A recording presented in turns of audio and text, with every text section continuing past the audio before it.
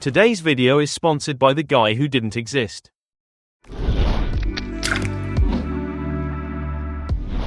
Take your second clip and bring it on top of your first one. Overlap only the part that you want to make the transition. Cut the clip in this part, and bring the second one down again.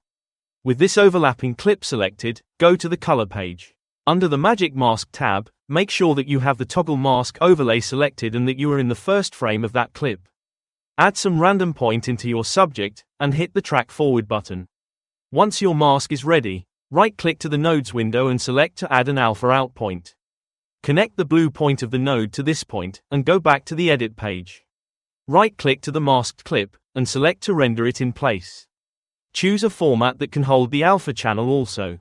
Drag a paper edge effect into your mask, and increase the border slider. Find the disarranged transition, drag it into your masked clip, and increase the size to cover it completely.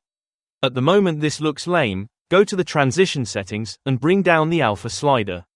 Add once again the disarranged transition between your clips, and this time make it 4 frames.